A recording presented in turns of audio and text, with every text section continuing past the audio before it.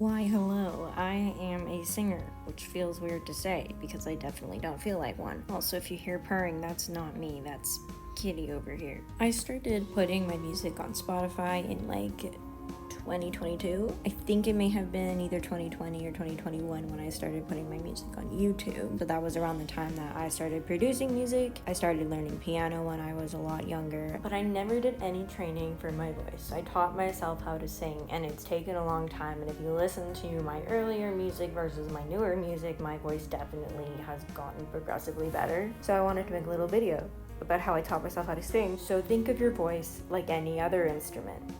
You have to carve it out of wood. You have to mold it into the shape you want. I personally started by watching videos of how singing works. It sounds kind of silly, but I promise you it helps if you just watch a whole bunch of videos of how to sing for beginners, because then you get the general idea of how you can sing. Like, I would watch these for hours at a time before I actually tried singing. At first, I was too afraid to sing aloud, especially when there were other people that could possibly hear me, because I was afraid of being judged. So I would wait for where I was living to be completely empty, or I'd practice breath control or sustaining a stable note into my pillow. I also found that it helped to lie down on your back to start learning how to sing because it opens your chest up automatically. I hated those singing warm-up stuffs. I refused to do them. I felt so silly and I didn't understand how to do it, and I just got so lost. So I came up with my own method of warming up, which was to hum along to whatever song was currently playing on the radio, or put on a playlist.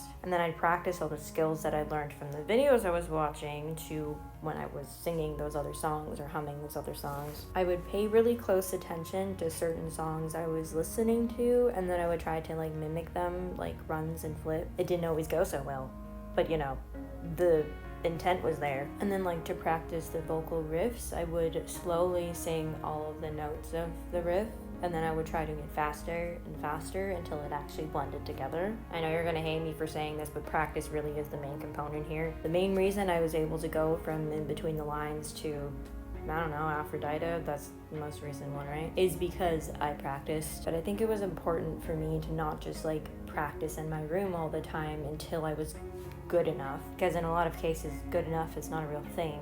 You can never be good enough, you can just be your best. But I was able to keep myself motivated by always working on a new project, producing new songs and singing those songs and having something to work towards. I look back on my earlier music and I'm like, if I tried to produce that now, I definitely wouldn't have stopped at that point. I would have kept pushing myself to make it better, but I'm really proud of getting to that point at that time, because that was my best at that time. Nowadays, I don't really think I need that extra push to practice. I practice when I feel like practicing because I want to practice singing. But it was really important in the beginning because I did not enjoy singing because it was really hard for me. Now it's definitely still hard, but I'm not embarrassed to sing badly in front of people anymore. Should have sung in karaoke.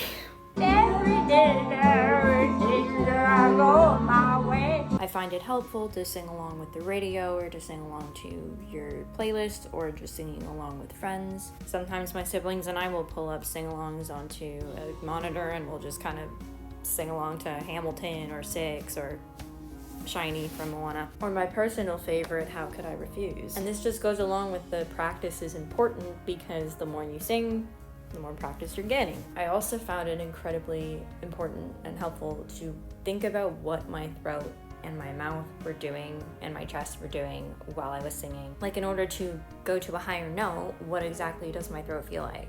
If something sounded correct, then what was I doing to make it sound correct so that I can replicate it? A big thing to remember is to not be afraid of failure. You're going to hit some sour notes, you're going to sometimes go off key, you're going to occasionally have some voice cracks, and all of that is perfectly normal. Even for the best singers, there's still going to be mistakes. It might feel embarrassing, but it shouldn't be, because like I said, it's perfectly normal. If someone is ever judging you for not being a good singer, they're just not a nice person. Everybody's got to start somewhere. If you laugh it off and just keep going, chances are you're just going to forget about it. If you don't make big deals out of mistakes, they're not going to bother you as much, Working out my abs actually really helped me, because diaphragm, I feel like I have pretty good breath control because I was an artistic swimmer for 7 years.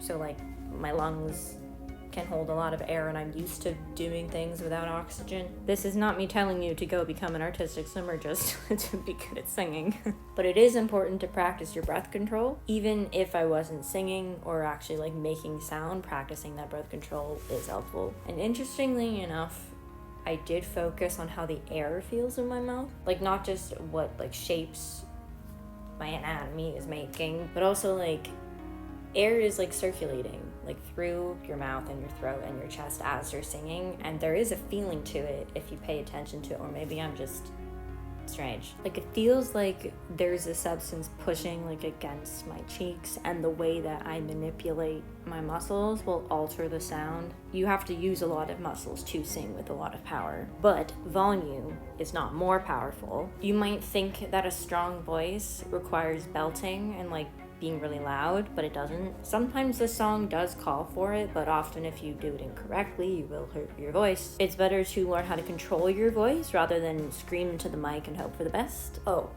tip for anyone new, because I didn't actually like this when I was learning. I mean, I'm still learning, but like when I started learning is what I meant. Learn how to open your mouth bigger. Even when I'm talking, I tend to keep my lips pretty close together. I don't like to move my mouth very big. That's always been the case, and when I'm singing, I tend to have like very small mouth movements. But in order to get bigger sounds, you do need to open your mouth more, like drop the jaw kind of thing. Opening your mouth wider does improve your pronunciation, and it gives more variety in sound, so highly suggest practicing that. Whenever I was afraid to try to hit a note, or just like generally afraid to sing, I would go to the overpass and like where the cars were rushing by so that no one could hear me. I could actually barely hear myself, but I was practicing sounds that could be music, and that's what counts, right? Sometimes in order to make sure that I was pronouncing things correctly and hitting the right notes for a song, I would not use the music, but kind of like slow down the tempo and try to hit all the notes correctly, and then do it faster until I could actually do it with the correct tempo of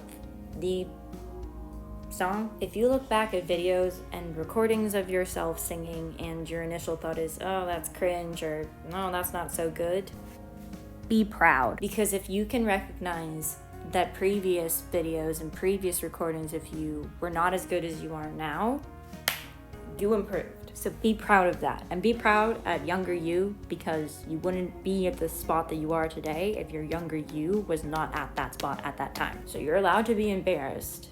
However, you also have to be proud, okay? Another little trick that I had was I would sing along to some of my favorite songs, but I would turn the volume lower so that I was able to hear my own voice and how it sounded. I would also put sometimes my hand close to my mouth so that I could hear my own singing better, because like echolocation, like a dolphin or a Batman. I also find that when I do it like this, I can hear how shaky my voice is, because sometimes I can't hear that if I'm just like singing out in the open. The last thing I have on my list is to gargle and blow out air melodically, and I have no idea what that means. So that's all I have on my list right now, and I hope that at least a little bit might have been helpful. Feel free to leave any comments if you have like your own suggestions of like how to get better at singing. I'm definitely more of like learn by doing versus learning by being taught, and then I have more fun if I'm teaching myself, because I get to learn at my own pace. Alright, I got a book to go query, so goodbye.